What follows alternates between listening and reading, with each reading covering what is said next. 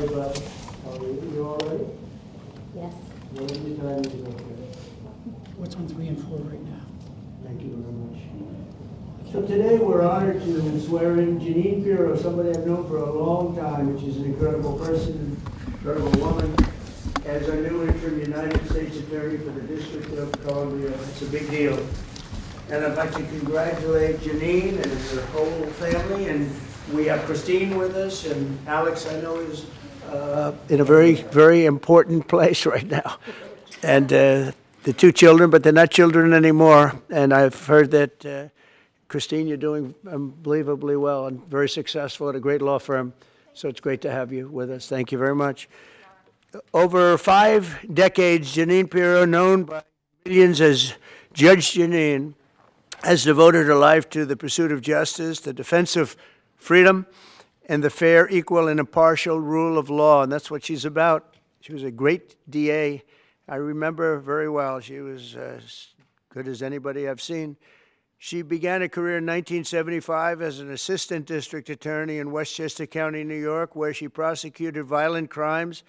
And that was a serious prosecutor. And she went after real criminals, not fake criminals like we seem to do today nowadays, people that shouldn't be prosecuted, including rape, murder, and was a tireless warrior on behalf of the most vulnerable people in our society. In that role, Janine helped create one of our country's first domestic violence bureaus. I think it was the first, Janine.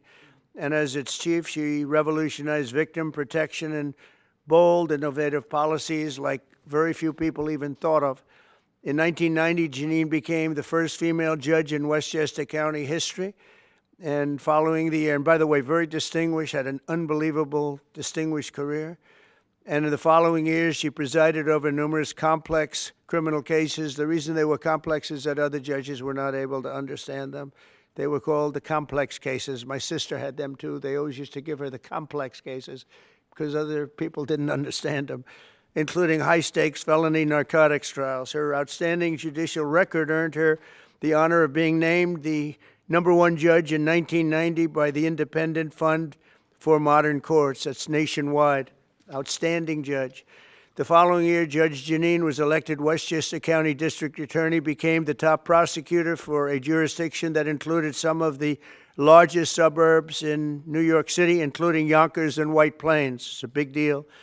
As district attorney, Janine tackled high-profile violent crime cases and established one of the nation's most successful cybercrime units to combat online child abuse. She was way ahead of a lot of people. They still aren't there, if you get right down. I mean, from what I hear, they're still not there in many cases back there where we come from. In addition to her stellar legal career, Janine also excelled in news media as you know, and she's become one of the most beloved political figures through her time on television, because she's been very, very successful at a thing called television. She got out of what she was doing, and frankly, she does them both great, but she's really, to me, she'll always be known as a great lawyer and a great prosecutor, which is what she's doing now. So Jeanine Pirro, I have no doubt, will be an exceptional U.S. Attorney for the District of Columbia, one of the truly most important positions in our country, of any position, where she will restore public safety in our nation's capital, break up vicious street gangs and criminal networks, and ensure equal justice under the law. You'll see very, very big improvements in the D.C. area, that I can promise you. So I want to congratulate Janine. I want to congratulate you and Christine and your whole family on this undertaking. And as you know, Pam Bondi is doing an unbelievable job as our real leader in the fight against crime. And Pam heard about this, and Pam said, I'll have to find time for Janine. She doesn't have time to do this, but for Janine she did, and she's going to be doing the swearing in. So Pam, thank you very much for the great job you're doing and for swearing in our friend, Justice Janine. Good. Thank you. Come on up.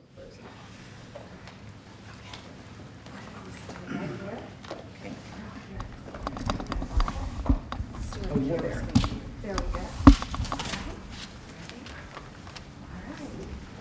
I do solemnly swear I, Jeanine Pirro, do solemnly swear that I will support and defend the Constitution of the United States that I will support and defend the Constitution of the United States against all enemies, foreign and domestic, against all enemies, foreign and domestic, and that I will bear true faith and allegiance to the same, and that I will bear true faith and allegiance to the same, and that I take this obligation freely, and that I take this obligation freely without any mental reservation without any mental reservation or purpose of evasion, or purpose of evasion, and that I will well and faithfully and that I will well and faithfully discharge the duties of of the office upon which I am about to enter. the office upon which I am about to enter. So help me God. So help me God. Congratulations. Thank you.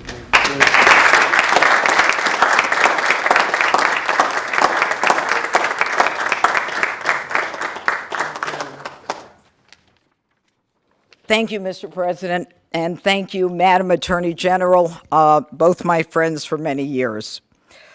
Long ago, I went to law school to study about justice and to bring justice to victims of violent crimes, women, children, and the elderly. I fought to give them a voice in a system that was both blind and deaf to their concerns. I dedicated my heart and soul to making sure that there was a system that responded to them. My profile and my prosecutorial successes garnered public attention, and my life took unexpected turns. Through all of this, President Trump, you have remained as steadfast as one of my earliest supporters and champions. You never wavered. You were always steadfast, trustworthy, and confident. Today, Mr. President, you bring me back to my roots. And it is a larger arena, but no less an arena where we need justice, where we need to send a message that justice will be honored in the District of Columbia. And just last week, here in our nation's capital, two people on the brink of beginning their life had hopes and dreams that were never realized because a cold-blooded murderer made a decision to shoot them down on the streets on a cold, rainy night in our nation's capital. This will not go without just accounting. My voice should be heard loud and clear. No more tolerance of hatred, no more mercy for criminals. Violence will be addressed directly with the appropriate punishment. And this city will again become a shining city on a hill in an America that President Trump has promised to make great again and will make safe again. Mr. President, America thanks you, and I thank you.